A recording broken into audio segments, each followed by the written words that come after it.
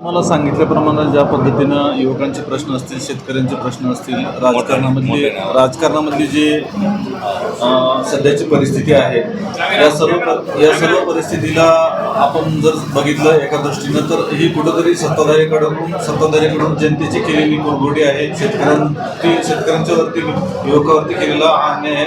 हे विषय आम्ही समोर निवडणुकीला सामोरे जातो.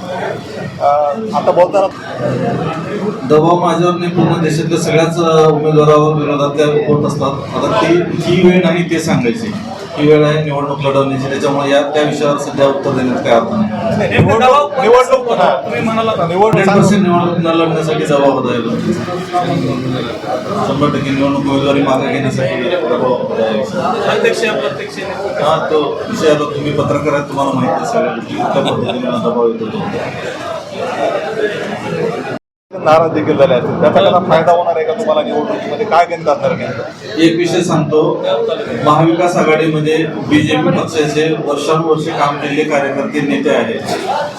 त्यांना डावलून इतर पक्षातून वैयक्तिक स्वार्थासाठी दुसरा पक्ष बदलणाऱ्या नेत्याला जर ते उमेदवारी देत असतील तर त्या एका दृष्टीने ते एखाद्या पक्षाचा एखादा कार्यकर्ता नेता बनतो, त्याला किती मेहनत करावी लागते ते आम्हाला सगळ्यांना माहिती आहे.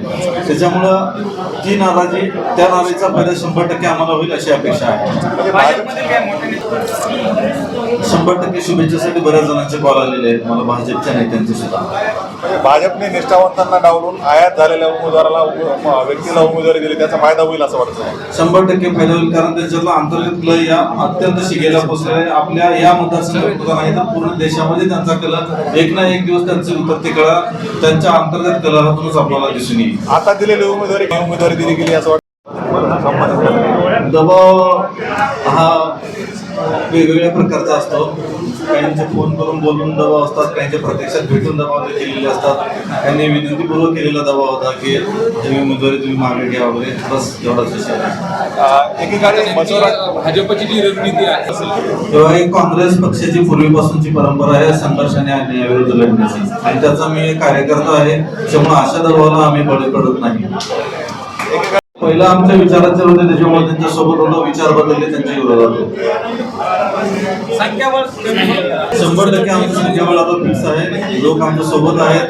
आता विषय सांगितल्याप्रमाणे युवकांमध्ये आणि जनतेमध्ये आक्रोश आहे, आणि जे मतदार आहेत ते प्रत्येक ठिकाणी जनतेचं प्रतिनिधित्व करणारे लोक आहेत. त्याच्यामुळे ते सुजाण मतदार व्यवस्थित जाणून समजुतीने मतदान करतील ही अपेक्षा आहे. आता सांगितल्याप्रमाणे तुम्हाला शेतकऱ्यांचे विषय आहेत, युवकांचे विषय आहेत, बेरोजगारी आहे, वाढती महागाई आहे, हे स्थानिक मूलभूत प्रश्न हेच आहेत. त्यांचा विषय वेगळा आहे, फक्त उद्योगांचं हे करत ज्याचा आपल्या युवकांना शेतकऱ्यांना कुठे काही फायदा नाही, हे त्यांचे अजेंडा आहे. आपला स्थानिक मुद्द्याशी आपण निगडीत निवडणूक लढवतो. निवडणूक निकालात काही चमत्कार बघायला मिळेल? संख्याबळ चमत्कार नाही, वस्तुस्थिती बघायला मिळेल. सध्याची वस्तुस्थिती ग्राउंडची आहे की महाविकास आघाडीला बहुमत 100% मिळणार आहे या निवडणुकीमध्ये.